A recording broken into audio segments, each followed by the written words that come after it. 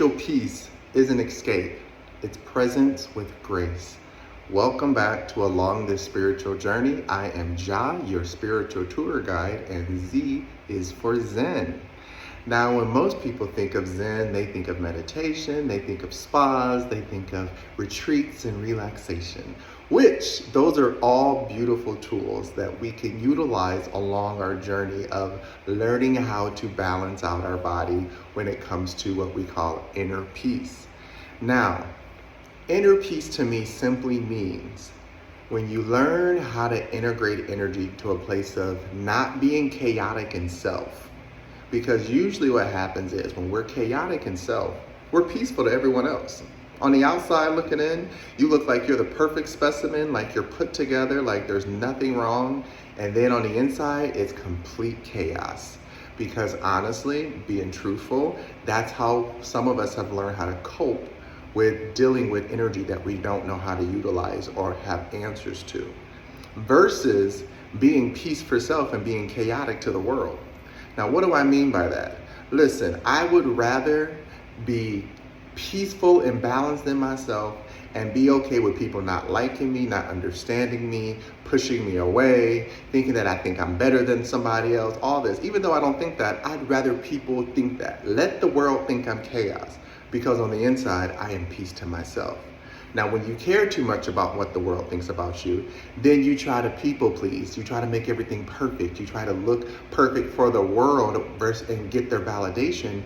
And guess what? You're chaotic on the inside because you're always looking and scanning and trying to figure out what the next thing is that you're supposed to do right. And that's where we throw off inner balance. That's where we mess up our inner peace. When we talk about inner peace, to me, that's the definition of what it means. As you can see, I'm in a new location because I had to balance my inner peace. When I began this journey, I was in one location because I am one of those people where I like to travel, I like to figure things out. And the space was nice, it was an okay place, beautiful home, but it was too far out in the country. It was too isolated. And that was my first lesson that I had to remember, that when it comes to being Zen and having your peace, it doesn't mean that you have to completely isolate yourself, right? I still want a home in the country, but I want land in the country that belongs to me. I don't just want a home out in the suburbs or somewhere far out there and I'm just in this house and I can't do nothing with the land. No, that is for later. But for now, I realize that in order for Zenness to be true, you have to learn how to integrate yourself into reality. During the spiritual journey, you're going to think it's about isolation because you're taught a lot about isolation. And a lot of the practices are done in isolation because we come into this world surrounded by people, surrounded by energies, telling us who we are, what to be, what to do. And yes, it's a lot. So in order to reprogram ourselves, to rebirth into the energy that we want to be, we have to first separate. Separate to the point of learning how to rewrite, rebrand, rebirth yourself, right? But once you do that, don't let it go into complete isolation, because as someone says, when you're going into complete isolation, it becomes a level of escapism. And now you're not really dealing with the reality of the world. You're not really dealing with your emotions. You're not really dealing with anything because you're so isolated that you're like, this is peace, this is serenity. And then when you get back around people, or you get back around the 3D reality that we're all born into, then you feel intense chaos. This is when you see people who are usually peaceful snap or go crazy on somebody because people are like, oh, I thought they were so peaceful. They were until they got around you. And that's what it means about learning how to integrate your energy into a place of balance, right? A lot of the times what I've learned is that when we don't have compassion for self, we really don't have compassion for others at all. And if we have compassion for others, usually it means we don't have compassion for self as well. Because we'll reverse that. If you don't have compassion for yourself, that means you have more compassion for others. If you have more compassion for self, you have a little bit less compassion for others. But it's more about awareness of that compassion and how you delegate it and how you assign it versus just giving it without any reason, right? There's some of us where we call this sympathy, where you're so compassionate that you're just a leaky vessel giving away all this free energy and fluids to everybody else. And then it comes back to you and you're not taking care of yourself. You actually have to love yourself in order to have peace and compassion and empathy and understanding. And when you have it for yourself, you genuinely just ooze it out and give it away naturally, versus cultivating energy for others and trying to be everything for everyone else. And then you have no inner peace. And that's why you feel like, well, I did this for them. Why didn't they do this for me? Or I'm doing all this stuff for them. Why aren't they doing this for me? And I'm like, listen, there's two ways to look at this. When you're a natural giver, you naturally do things because you love giving. But yes, peak game, when you start to notice that you're giving and giving and giving and giving and giving and giving and giving and giving and there's no reciprocity, that's when you can say, wait a minute. It's not so much that they're not giving the way I'm giving, they're not giving anything. That's how you rebalance and recalibrate. That's how you find inner peace. Now, if you are a distorted ego and you're only giving transactionally to get, which means you're not giving and then realizing you gave more than someone else. Every time you give, you expect something. I gave this, now it's their turn. I gave this, now it's their turn. I gave this, now it's their turn. That's transactional. Well, I gave you something, now it's your turn to give me something. Well, if you don't do this for me, I'm not gonna do this for you. That's transactional. So we have to understand that in order to have genuine inner peace, you can't have a heart like that. It won't work.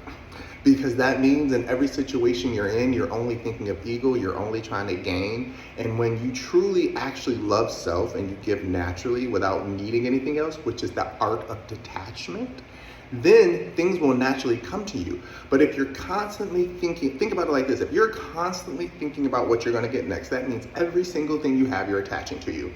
Attaching. And then guess what? That's how you become an emotional hoarder, because emotionally, physically, mentally, psychologically, you have all these things attached to you because you've been waiting for something to give you what you think you deserve. And guess what? Most of the time, things want to give back to you, but you have so many attachments, there's no space. There's no room. All you look like is chaos. So then it just doesn't give it. It just holds on to it. It says, oh, well, it looks like they have enough. I don't want to overload them. Let me just keep this. And then you're like, well, why didn't they give me back what I deserve? Because you're holding on to everything else that doesn't belong to you. Give it freely so that it can reciprocate and recycle back to you naturally. That's what flow is. If you put blockage in front of anything, it's going to slow it down. So in order to get what you deserve, you actually have to be open. You have to receive. And the best way to do that is being balanced in self. Again, Zenness is not about, or stillness. When I say Zen, it means stillness. So stillness doesn't mean that you need to always think that you have to be perfect either. Perfect is a moving target, right? That's not what we're here for. You don't want to always be trying to reach something that's unattainable. You don't always want to try to be going for something that, yeah, everything looks perfect, but it doesn't mean that it works. You know what a prototype is, right? It looks perfect, but on the inside, ain't nothing mechanical working yet. So that's why we have to understand that being Zen or having stillness is a practice. That's why meditation works for some people, because it's a practice of being still in self, not stopping your thoughts, not controlling your thoughts, allowing them to flow how they would naturally if you didn't have restrictions or restraints or someone telling you how to think or someone telling you how to be. Just letting it happen naturally. That's what it's all about. So when you can do that, when you practice discipline daily, any discipline, when you practice anything daily, it's a discipline. And when you start to implement it, that actually makes it more of the discipline. So you practice it, you get better at it, then the discipline is you implicate it every day without someone telling you, without being forced to, without rules. You just do it. Remember, rules are restrictions. So if you're creating a bunch of rules for yourself all the time, well, guess what? Now you're going into the level of perfectionism. And perfectionism on that level usually means it's attached to someone else's validation, which is, you don't need that. You don't require that to exist. So Again, discipline should be for self. If you're doing it, do it for you. Don't do it for others. If you're doing it for others or doing it for, when I say ego usually means you're doing it for others. The ego is not bad, but the ego is a sponge. It's an imprint. The ego is literally what a child is. That's how the child learns. It sees what it's supposed to do to survive and thrive, and it takes it on and says, this is what we're supposed to do. And anytime, if you have an immature ego or a broken ego, if the world's like, I don't like it, oh, okay, let me change, let me fix it. Is this better? No. A healed ego is, well, how would you do that? Okay, I can see that, I receive, but this is how I actually see it, and this is what I'm gonna try. Maybe we can meet in the middle. Okay, yeah, I see how both ways work. And then you pick your preference. That's a healthy ego, because you're still acknowledging, you're still aware, you're still a part of reality, but you're not choosing based on somebody else's preference, right? Because that's where, guess what? We lose our confidence. If you're constantly focused on trying to be confident for other people, that's when you become a showboater. That's when you become somebody who's always trying to get attention, and it doesn't make sense. Because once you get the attention, you don't even know what to do with it. Attention should come to you because you're naturally confident, which means I walk in a room and I don't care. I'm not worried about what makes you feel bad about you. I'm not worried about what you don't like about me because you think that I'm supposed to be so. Do you understand how weird it is when I meet people or hear people talk about somebody like, they think they all that? No, you think they're all that. That's literally what that means. All they did was walk in the room because because they take care of themselves and they outfit fit or their body taken care of. They think they're all that, as it should be thinking you're all that. When did it become bad to think you're all that? When did it become such a nuance that people want you to feel so bad about yourself that you can't know that you're the baddest in your world? Of course there's other people who look better than you. Of course there's people who are aesthetically more put together than you. And maybe you're the person who's aesthetically more better looking than most or put together. It's for you. It's not for others. Remember, we have to remember that just because other people enjoy it doesn't mean that it's better. Think about it. Just because other people think that it's great doesn't mean it's better. There's a lot of people who believe in the isms, and that still don't mean that their life is better. Whatever the ism you want to put on it. Their life isn't going any better because they're so focused on trying to make someone else feel less than or other than or this or that. That's a belief system. And again, I would rather live in a world where I know that I am balanced on the inside because I know that when I make a decision, I'm using my masculine energy to logically process it, and I'm using my feminine energy to naturally see where it feels good, see where it fits my life and how it feels in the crevices, right? The masculine is the house. The feminine is the inside that makes it the home. So when you take a frame of architect, right? We take the blueprint, these are the lines. This is what it's gonna look like. This is the shape. This is the container, the vessel, the body. The inside is how you decorate it, how you design it, how you make it comfortable, the colors you like, the things you like, right?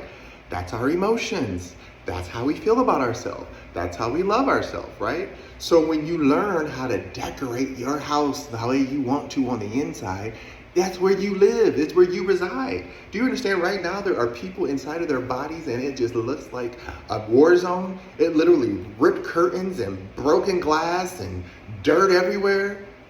But they could be the most cleanest person on the outside, but they feel dirty on the inside. Do you ever notice somebody who, again, nothing against it, but I'm just saying, who takes showers like profusely? Like, I mean, 3 showers, 5 showers a day. I'm sorry, psychologically speaking, I'm not diagnosing, but I feel like you have a lot of emotional work that you're working through. It means you feel like something isn't clean or something isn't right or something isn't in the order that you want, and because you don't know how to do it, the only thing you can control is your vessel. Go with me. Now, there's people who are really, really, really dirty. I mean, grossly dirty on the outside. Horribly dirty. But they seem happily content. You know why? Because they're dumping all of what they feel on the outside. So in both worlds, this is where I want people to understand duality. Right now, we're talking about the dark side and the dualistic side of the dark side. There's dark light and there's dark. Okay, what do I mean by that? When you're dark light, you're right on the bridge or right by the exit of light. So it's the gray. So when you're dark light, you're in the gray area going into the black, but you can come back into the light a little bit. You're not quite in the light, but you're enough that you look light to the darkness. That's all the way in the abyss, right? When you're dirty, you're in the abyss. And what I mean by that, there's people, again, who are complete hoarders and everything looks dirty. And they don't care. They've gotten to the point where they're just like, whatever. They'll convince themselves that they're fine with it, but it just piles up. And you know how that works if you watch the show Hoarders. They don't process it very well when people start cleaning up their mess, because that means that mess looks like a mess to you. For them, those are all memories. Those are all memories that are dumped right there. And if you touch that dirty cup, well, that's that cup that I left there when I was thinking about that. And and you move that chair. Oh, that chair's been there 18 years because this wasn't the last time blah, blah, blah sat there. That's what that means. Literally, that's what that means. Now, when you have somebody who lives in the light dark, they're constantly, these are the people who have the perfect home, the perfect everything, everything's clean and perfect, nothing can be moved. And you walk in and it's like, oh my God, it looks like a mansion. It looks like, what, you know what I mean? Or not a mansion, but it looks like a magazine or a hotel, right? Because those people still have all of that stuff that the hoarder dumped out. They have that in their mind. So they're hoarding thoughts and hoarding darkness and hoarding unresolved issues sitting here, but they have to be clean. They got to look clean because that's the only way they know how to function. If everyone thinks they look clean, then people think they're balanced and healthy. On the other side of that, now you have the person where I call them dark light, which means it doesn't matter how you look, the house is clean. People who live on the light side, they know how to keep things clean. It doesn't mean that it's going to be perfect. It can be a little disheveled. It can look disorganized, but for the most part, it's clean. People who are light dark, which is where I reside, we like to live our lives as peace. We love meditation. We love all the consciousness speak and the tarot and what people call the hippy dippy. But I also like the darkness. I like going to the clubs. I like a little drinky drink. I like to be messy sometimes. I like when people are petty a little bit, because I understand that dualistically, I can't be perfect light all the time. And guess what? I'm a spiritual warrior. So if you mess with me, you're going to get smacked. That's where I reside, and I know that. Now, I have been light. Light is all of my emotions are your emotions. Let me give all of me and you can have all of me. Let me tell you about my life. Let me cry about everything. Everything that's happening is yours, and we're a community. We're supposed to be getting along. That's beautiful, but that's a bleeding heart. And once you bleed out, ain't nothing left for you. This is why balance is important. So when I say that, yes, light and love is great, but if you don't know how to catch these hands sometimes, or throw them hands, because right then, if you're giving away everything, you just catching hands. I mean, they took everything, but I just prayed on it.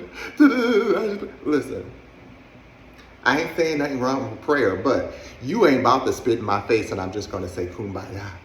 You spit in my face and it's going to be... Just being honest. That's how life goes. And remember, the light workers who are in the light, they need spiritual warriors like me who can be the light but know how to go into the dark. You know what I'm saying? That's what it's about. So I'm letting people know you have to understand that it's a balance. That is a balance, because the people who live in the light, don't get me wrong, they know how to preach it, they know how to speak it, they know how to emulate it. But when it comes to themselves, because they're giving so much away, just like a light bulb, they become fragile on the outside. If it gets too hot or intense, boom, it explodes. If you get too close to it or you tap it too much, boom, it breaks, right? They're fragile, very fragile. When you get really close to light, it gets fragile. Intensity, it's hot, you can't see, you're blinded, right? So you still need those people who come back and they're on the other side. So on the dual side of light, you have both light and dark. Now, when I talk about masculine and feminine energy, that's what it means. Within that realm of not only are you both halves, but both halves have their own masculine and feminine. So your feminine energy, remember masculine energy is light, so your masculine light has its feminine and its masculine. Your feminine darkness has its masculine darkness and its feminine darkness. That's why when you see some people, we call them power couples, because on the outside looking in, it looks like they work well together. I can't say what we know about their inner world, but what we do know is if they balance each other well, you'll have a healthy dark feminine with a healthy light masculine. It doesn't matter about genitalia. Do whatever you want with that information. At the end of the day, you want a healthy dark feminine or they, because she is still associated with it, slip of the tongue, Freudian. Anyways, they are feminine energy, so it can be man or woman, right? They have to be dark light. And then on the masculine energy side, he or they, or she, whatever, they have to be light dark. So when they're at the bridge, they go together, they match, they can blend. That's the gray area. Now what we most of the time see in the straight world is masculine light with feminine darkness. What does that mean? You have this outstanding masculine energy man, right, who can do it all, take care of it all, protect the home, do it all. And then you have this really kind of spoiled dark feminine who doesn't care and expects everything to be given to them. Sprinkle, sprinkle. Love them, but you know what I'm talking about. And so it's distortion. But guess what? They work together because that masculine doesn't care. They love providing. They love giving. They love giving it all away. Let me give you all my light. Remember I told you, have all of my light. Have all my light. And the darkness is like, yeah, absorb, absorb, absorb, absorb. But guess what? That feminine energy don't take care of that masculine. And you know which way I'm talking about. Because that's what keeps them together. That's the connection. When you do the connection on the inside, if you're both balanced, you have this whole bridge of many directions and definitions to connect and go together. So you have this expansive energy on the inside that you guys can navigate together. If you're the fragile masculine and feminine, which means you're only doing it for aesthetic, you only have 2 insertion points. When a circle connects, it's that thin line. So that means insertion. So it usually means they dominate each other with sex or some other type of power or energy. Money, whatever. It's very fickle, it doesn't matter. But when you come back around from that circle, so think about it. The regular masculine and feminine, the distorted masculine and feminine, I'm not saying that they're bad, but they're distorted because they don't see the full spectrum of light and darkness. They only see their dark half and their light. So everything else is a shell, so they're okay with it. Then you have people, when we call them twin flames. This is where you meet someone who is from the darkness, and they just came out the darkness and they're coming into the light, and you got somebody who just came out the light, blinded, fresh, can't see, and all they see is this dark spot. They connect. They think that they worked well together because, oh my God, I was lost and I didn't know myself. I was in the darkness and I saw the light. I saw you and I came out of the darkness. And the light's like, oh my God, I was so blinded by the light. I couldn't see anything. And I started to see this black dot. And I knew it was you. And we came together and everything was intense and it was fast and it was quick. And then as you get to know each other, it starts fulfilling because you start seeing more darkness and they start seeing more light. And that's why the twin flame energy is so intense. But eventually you engulf each other and you realize that they are just complete darkness and you are complete light and you don't go together. So for them, all they see is the light. And it starts to drive them nuts. They're pissed because they're used to seeing darkness. So they want to see darkness, but they can't because all you are is light. So you got this light constantly in your face, blinding you about all the things they can do right and all the things they do good compared to what they think their insecurities are. Again, it's not about you. But insecure light or insecure darkness is going to see your light as, it's too much, it's too intense, it's too much, but I love it, but I need it, but I want it. Because when you leave, all they have is darkness again. So they're going to keep seeking you out. They're going to want your light. They're going to need your light. Or they're going to try to replicate your light through others. They're going to try to find light like yours. They're going to try to find energy that's like yours to replicate. That's the twin flame energy. So again, I tell people, if you want to make that work, go for it. I don't want that to work. It is not meant to work. It is, again, a learning lesson that once you come out of being in the light and being heightened in isolation and not being balanced in your energy and in your peace, then when you come out of the light and you start seeing darkness, you start thinking it's something different. Let me go to it. Let me heal it. Let me fix it. No, because light will always engulf darkness, no matter what. Sorry, it's just how it works. And darkness don't want to be engulfed because that means if you engulf darkness, it's gone. But here's the thing about the rebirth. You have to embrace it. Just like a baby out of the womb. You're going to come out into the light. You got to be out in the light. So when you go, as darkness goes through light, it's transmuted and it becomes light itself. So this is why we have to understand when we talk about soulmates. Soulmates means that someone who is a light dark should be with light. Someone who is dark light should be with darkness. That's the soulmate energy. Argue with me if you want to, I don't care, but this is how my mind sees it. This is how my energy speaks to me. This is how the universe works in my mind, so that's how I see it.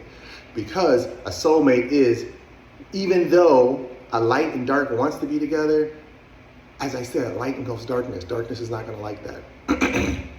It's going to get annoyed all the time. It's going to keep trying to get rid of the light, but it doesn't know how, because light is always, it's timeless, it's limitless. So that's just how it goes. But if you are dark light, that means that you know how to go back and forth and play in the darkness with that dark energy. And you can be in it and live in it, and you both can thrive, because when the dark light needs to get a little bit of breath, it can come back to the bridge, go peacefully, do what it needs to do, go back to light. Light, dark, again, same thing. You can go be with somebody who's light and love and giving and touching and wanting and and it's intense, it's a lot. But sometimes and we call those are golden retrievers. That's golden retriever energy. Oh my God, no matter what, I love you, I love you, I love you. And they mean it. And that's beautiful. But it's also annoying. Like, can you get off me, please? Just give me a minute. And light dark needs to go back to its balance. So it needs to give itself time to just, okay, thank you.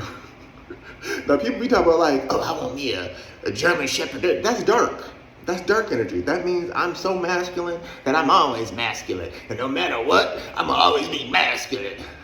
Okay, whatever. You can't break me, you can't shake me. Sure, whatever. Do you, boo? So again, when I talk about Zen, I'm talking about this type of balance. When we talk about meditation and peace, we talk about yin yang. Yin yang is the philosophy that I'm talking about. Remember when you look at the yin and the yang, you have the one half that's black and one half that's white, and within the whiteness there's a black dot, and within the blackness there's a white dot. Yeah, that's what I mean. So in the darkness of the yang, yeah, yang is masculine, yin is light. I forget. I always flip them around. Either way, the black side, which is the feminine side, that's the womb. And that light is what I'm talking about. That's the dark light, because they're engulfed by darkness, but they're the light, right? And then you have on the, I'm gonna say yang side, the white side, the masculine side, it has the black dot. So that's what I mean by I say light dark. So it's surrounded by light, but it's the darkness in it. So when you understand that we as an individual are the whole yin yang, not the separate yin yang, not oh, I miss half and I miss half. No.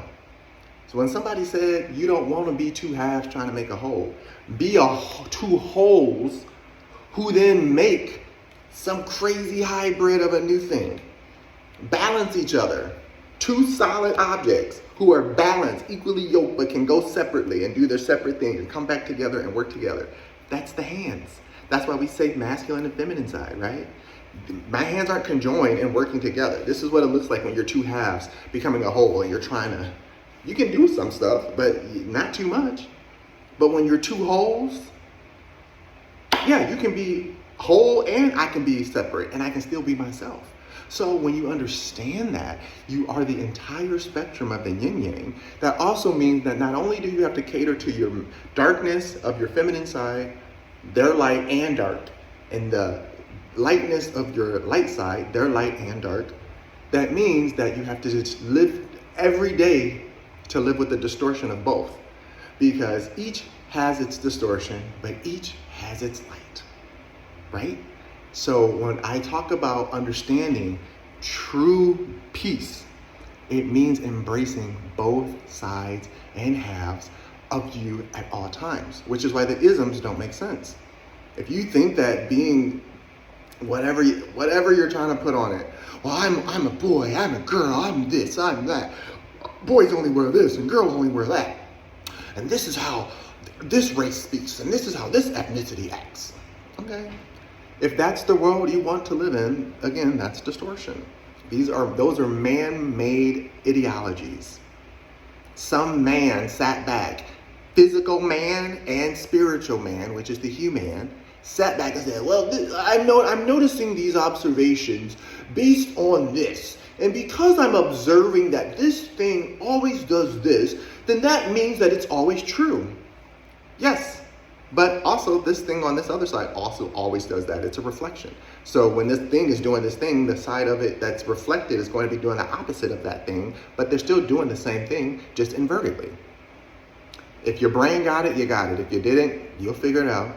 But that's why most science can be rebuked, whatever you want to call it, can be fought, can be retracted, can be made not true anymore. Because science is literally logically made by man to understand the universe. We take cells and things from nature and put it under a microscope and watch how it works, make hypotheses, do testing, and then if it works the way we want it to work, it's truth. And if enough people say it's true, it's true. Okay. Well, Spirit also says if you naturally sit back and just let it happen, it's true. When you sit back and let things work out the way they need to work out, it's true. Most people don't understand what I mean by that, but you'll learn. Because again, on the spiritual journey, I can't teach you, I can only show you. That's why I call myself the spiritual tour guide. Because I learned a long time ago, it's best that I just guide the way versus trying to tell you how to slay. I'm gonna show you how I slay, but you gotta go out there and do it yourself. It's just how it works. Because I don't know your demons. I don't know the universe that you built. I don't know the video game levels of what you've done. I can try to play that game. But guess what? If I'm playing your game, that means at any time you can change the rules. That's why you see a lot of people in toxic relationships, because they are toxic within self. They're so focused on trying to live within someone else's reality and realm, and they're okay with every level changing because that person decided, oh, they're beating me. Well, let me push the goal back further. Let me move the finish line. That's how toxic energy works. Versus light energy, which is like, okay, there is no goal. It's infinite. The purpose of light is just to learn how to exist in it, because it's so intense that you have to just learn how to balance the energy. That's how it works. So when I say, like, understanding that when you don't need to fix yourself. You need to learn yourself. Ooh, let me say that again. It's not about fixing yourself. It's about learning yourself. Most people walk around thinking they're broken because they're being told that they need to fix it. No, what they mean by fix is fix your attitude, fix your face, fix your behavior, because those things are fixable. If you're out here doing stuff that's destroying other people's lives and making chaos for absolutely no reason, then yeah, fix that, stop it, cut it out, right? But you don't have to fix yourself as innately who you are as you exist. You do have to learn how to love yourself.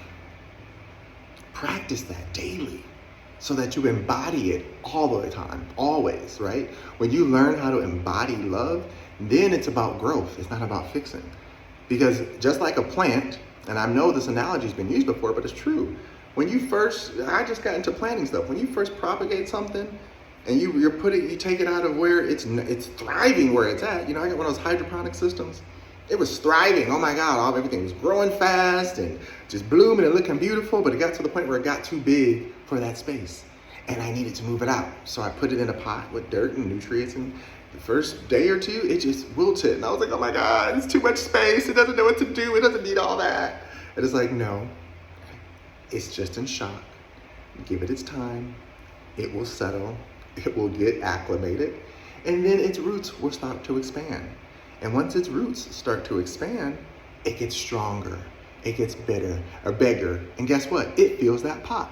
And eventually it's gonna get too big for the pot you put it in. It's gonna go in a bigger pot, and a bigger pot. And eventually maybe you can put it outside so it can just expand the way it needs to. This is us.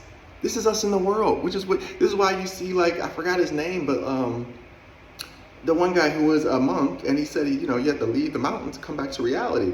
Because, yeah, you go out to isolate yourself to learn who you are, to listen to stillness, to listen to God, which is the universe, listen to how nature works. When you remember, you come back to reality, which is this chaos that humans have created, and you learn how to live within that world and still be peaceful. There's a lot of people who don't know how to be grounded within themselves. So when they get back to what we call reality, they go right back to chaos. That's why you see people who love to gossip and talk crap about people and do all these things that don't make sense. because they forgot who they are. And it's easier to do what other people do, to be liked and feel like you're accepted, than to just listen to self and go out and practice what it means to be balanced and healthy in yourself. Remember, Zenness is about your peace. It's about your inner balance. Again, tools like meditation and prayer and chanting, these are tools. They're necessary. They're necessary. Integrate at least one or two of them into your life. I promise you, your life will start working out. But remember, when you chant what feels good to you. Don't just go out here and be listening to some podcast and be chanting somebody else's energy, because remember, when we speak, that's the spell being cast out. But the words, the sound before it comes out, that's the intention. So if your intention is not love, light, and peace, or balance for self, or abundance for self, and then you start speaking stuff out, even if it says, I love you, but behind that you're saying, oh, I can't stand you. That's intent. That's why I say be careful when you speak other people's words, because you don't know what the intention is behind it. That's why I don't go out here and be wearing other people's sigils and stuff like that. You don't know what the intent was behind it when they made it. Same thing with logos. This logo is my logo. I know the intention I put in it. I don't wear logos of other people because I have no idea what the intention is that they put behind it. That's why I don't like wearing a lot of things that says somebody's name all over it. So that's what I mean by chanting energy. Chanting energy is simply saying you're making it repetitive because you're building blocks. Those are building blocks. Chanting is a building block. Prayer is gratitude. Prayer is, it's a command and a proclamation. Prayer is not, this is in my opinion, prayer is not meant to be fix it, please fix it, please. This is something that you don't beg when you pray. Praying is thank you for letting me have understanding. Thank you for bringing me gratitude and grace. Thank you for allowing me to continue to be who I am and know that I am loved. I know who I am. I know what I represent. That's commanding. I don't need to pray for respect. I am respect. I respect myself. I don't need to pray for more money. I am money. I am abundance. When we say I am, that's what it means. You have to own that and mean it. So when you pray, you're praying to the energy that gives you power and source. And if you're praying to energy that is weak and needy and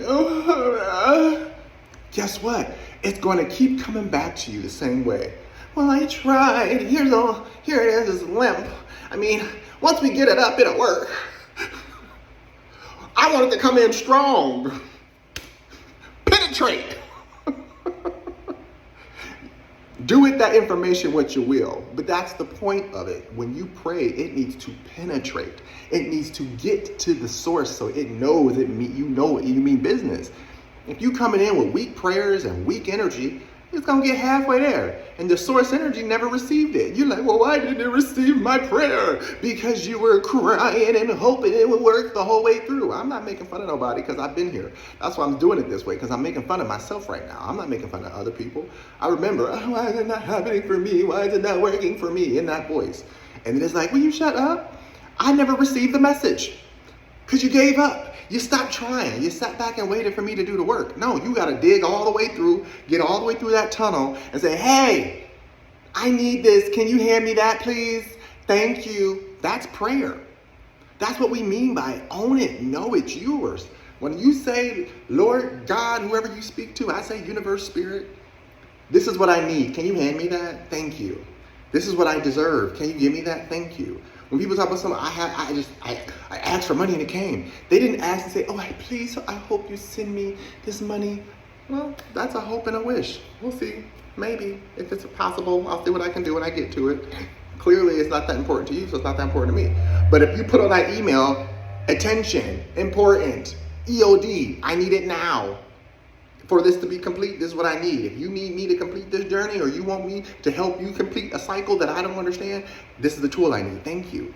That's why we say when you talk to spirit, don't be mean. Don't be cussing spirit out, but tell them, like, listen, you have a bigger plan that I don't know about.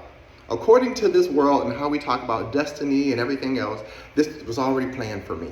You just need somebody to be the foot soldiers to make your plan come true. I can do that, spirit.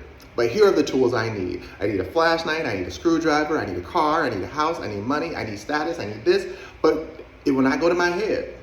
But I will utilize it in a way that needs to be used so that I can bring back energy to you. I can bring back more workers, more followers, more love. That's why, again, you have to be careful with who you follow, because some people are leading you back to the darkness. You don't want that. You want people who are leading you to the light. And spirit likes that. But guess what? Darkness likes that too. This is why we have this whole good and evil fight. Because if you have more people taking energy and taking followers back to the darkness, well, the darkness is going to grow bigger. But if you have more people taking light back to the light, then the light gets bigger. Remember, darkness can engulf light. It doesn't end light, because light will always find a way out. That's just how light works. There's always something in darkness that's trying to grow out of darkness, and eventually it will grow its way out. That's when you might meet people where they say, I had a spiritual awakening. My kundalini awoken. This is what that means. It's not something that is made up. It's true. Me, myself, and I, when I was younger, I was a partier, drinker, playboy, all this, using people use me. It was just what it was. I didn't understand. I just thought that's what life was. And then I got to a point where I was like, no, they're using me because I'm giving my body away freely with no respect to who I am. I'm getting myself blackout drunk all the time and not processing anything. These are escapisms and all that. Remember I said the isms? That's a part of them. Racism, escapism, sexism, yeah. Alcoholism, all of them. These are escapes. So if you're only focused on escapism, then you lose yourself every time. If you understand that when you eventually say, I want to do better, I want to be better, then you start going towards the light. But the light is not easy to get to. Darkness is way more dense, it's heavy. So yeah, it's going to take a minute. That's why when people say, well, it's easier to just be evil. Yeah, because it's light, it's less work, it's surrounded you. You ain't got to do much. But the light, yeah, you got to dig your way out. That's the work. Light, once you in the light gives to you freely, easily, not a problem. But that's where you have to, again, find peace within self. And the very first thing that I said in the beginning of this series is confidence. Confidence and self-awareness is how you get to inner peace. And it's how you maintain it. Because you're not always going to be in a peaceful energy, but you can be in a peaceful mind. Okay, what does that mean? Yeah, things are going to upset me, but I'm not going to let them recalibrate me. Absolutely not. I know who I am at all times. When I tell you things get thrown at me every which way, like again, I didn't plan on moving, but I knew that I had to get out of where I was because it was so isolating. Nothing was around me. No one was around me. The people I thought were my people just disappeared and were not trying to support me in this journey. So I had to move to the city. I had to move back. It's more city.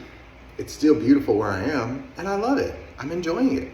And so for me, it's more so about having access. That's how light works. You need access to things. So now I'm closer to the stores that I need, the grocery stores, the this, the that, the stuff that is accessible that makes my life easier. That's what makes it balanced. So I'm learning about myself through this whole journey. Yes, I like to self-isolate, but I can't do it so much that I'm not near anything or anyone.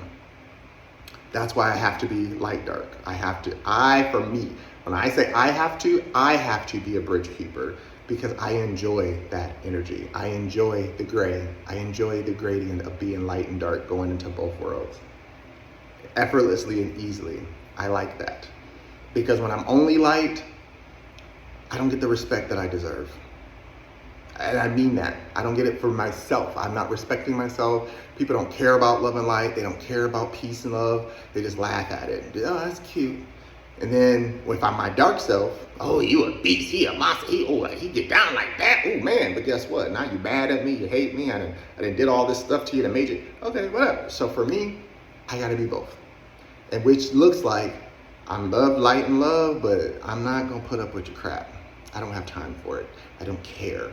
I understand that you might have had a hard life. I understand that you might have went through some things that you didn't expect or anticipate. That doesn't excuse the behavior. Accountability is about learning how to accept what happened and move on. A through B through C to Z. Or A through Z, I should have said it that way. The whole series is about learning how to process information to make it one thing. So we went through each letter because each letter can represent anything you want it to represent. The whole of it is the alphabet, and the alphabet is simply a system of learning what? Sounds to make words, to make some syntax, to make a sentence, to make a thought, to make a prayer, to make a wish, to make a plan, right? So if you understand the fundamentals of anything, then you can create out of nothing. That is the whole point of co-creation. When you learn that I can integrate anything fundamentally and create it and make my own world, you are untouchable. This is what people talk about when it comes to the occult and things where they say they don't want you people to know and stuff. Yeah, there's a lot of worlds that are created by a lot of people that people just live in. You gotta understand that. Think about a sport team. One person, maybe they have a team that they collaborated with and built it bigger, but one person thought it up first. One single person thought it up first. And then they put in all the action steps fundamentally and created a system. And then when they saw the system work, they started to go out and utilize it and imprint it and say, hey, I have this system that works, you should try it. And people are like, oh, I do like this system. And then they go on and say, oh, I love this. Well, you know what we can do with this system? We can give it a name and colors and all this stuff. That's a brand. Now the brand identity is attached to the system because the system is what fixes the problem or creates whatever solution you're desiring.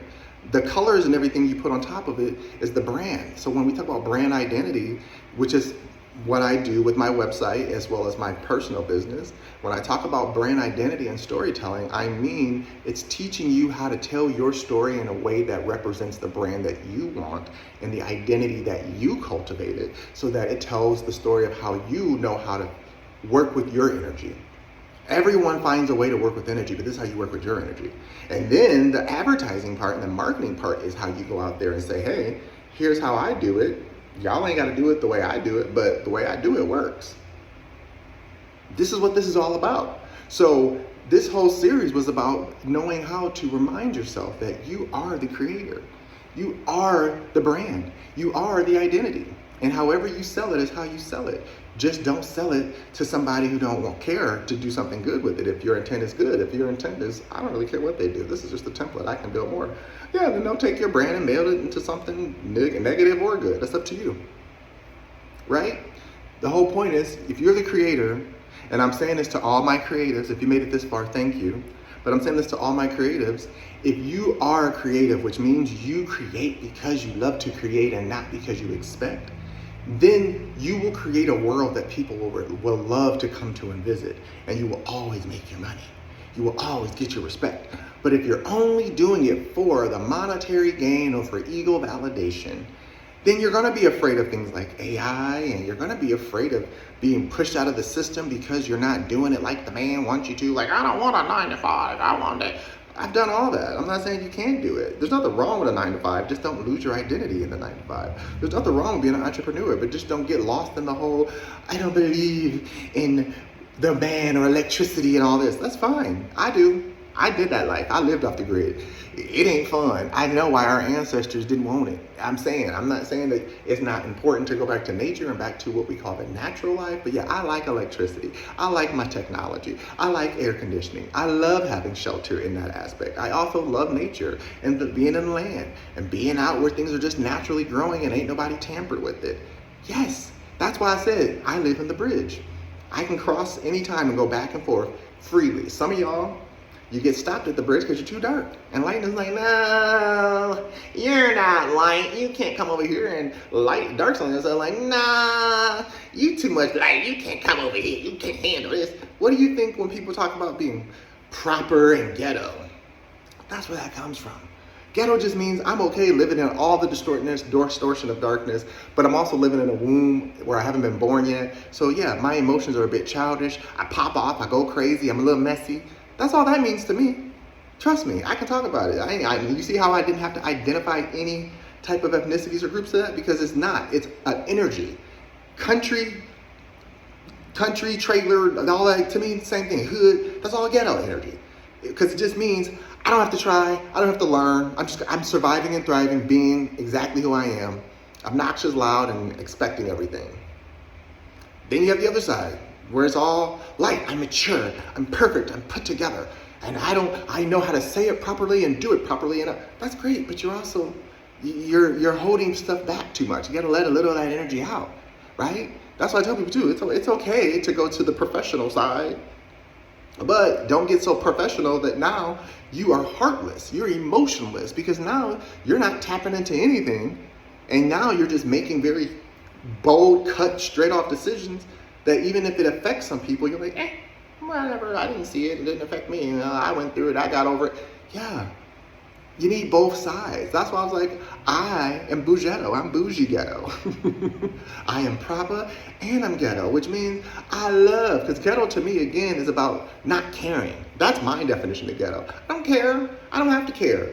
Because guess what? We all gonna die. Life happens. It is what it is. You're worried about some rules you made up. I'm living life because I make life for me, right? Bougie just means I have an expectation of the things that I want. No, I like my things clean. I like it to look this way. I want it to be served properly and not thrown at me. I don't need your attitude with it. Thank you, keep that. So yes, I like things a certain way. So again, that's what I like. It's not what you have to like, but you have to remember this is what peace is about. When we talk about inner peace, that's what it's about. Balancing it for you. If you love being completely messy and crazy and it makes you thrive, okay. That's fine. That means you're serving an energy and a source that was curated for you. Same thing on the light side. If you like being put together and perfect and professional and no one can see any of your flaws, because if light is always on, then you don't have a chance to kind of just be natural and normal. That's what I mean by you don't want to just be light. That's perfectionism to the point where the light's always on me, someone's always looking, someone's always watching, and we already know who that's attached to, so you have to learn how to be like, listen, I get it, I like it, but not all the time. Every human is supposed to be able to integrate between both. So Zen simply means inner peace, balance, taking care of self. That means, again, if you want to be super fit, be fit. If just having nice skin is what you care about, do that. If dressing nice and having crazy outfits is that, do that. If making money, that's fine, do that. Nothing wrong with that. But remember to have gratitude. Be grateful. Be empathetic. Don't be mean to others because of what you have some expectation on them, or I do this so they should do it. No. If this is the world you cultivated for you that brings you inner peace and happiness and joy, then let it do that. And don't try to destroy somebody else's world because you think that you're gonna come in and fix them. That's not how that works either. So anyways, I kind of went over, but since it was the last video of the series, I figured I'd give you a little extra. But I'll stop right before an hour, just, I don't wanna go all the way over an hour, that's too much. But again, stillness doesn't mean escapism. Stillness doesn't mean that you need to be totally cut off from the world and everything around you can't touch you, can't be near you, you can't be involved. Again, it has its perks until it doesn't. Eventually, you need to spread out, branch out, and go back and integrate with others. That's how things pollinate and become flowers and loveliness, right? You can't just pollinate by yourself. You can grow by yourself, but you won't be able to reproduce or replicate with yourself. It's just, it doesn't work that way.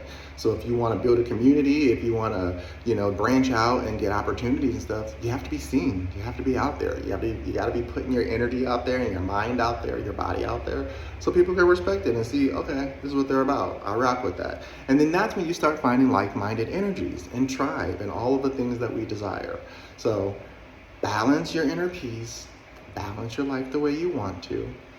Learn how to not care so much about everything that everyone else thinks that you need to be doing. Learn what you feel about you is way more important than anybody else can say, right? Confidence. I'm closing out with this one. Confidence means you don't care. You're gonna do it anyways because you know that you're not hurting nobody. You're not trying to stop nobody else shine. You're simply doing it for you. Do it for you. Okay? Anyways, as always, thank you guys for following along. I love you, I love you, I love you. I hope your journey is great and fun and exciting as mine has been. It's going to be ups and downs and all arounds, but as long as you, again, know how to balance yourself within your masculine and feminine energy, you'll be fine. You'll rebirth every time brand new easily. So, thank you, thank you, thank you. Follow me on all my socials, which currently is YouTube and TikTok. But like I said, I've taken a break from TikTok. So follow me on YouTube and check me out on my website. Check me out on my services, my merch. If there's anything you think you like there, hit me up, check me out. And like this video, follow, because there's going to be more. I'm going to get working on the next series. I'm going to take a break for a minute from this, because right now we're going into retrograde season. So yeah, I believe in all that. I'm not making videos and stuff during retrograde. So after the retrograde, which I believe is August 11th, I will be back with a new series that you guys can love and entertain. And as always, anyways, thank you. All right.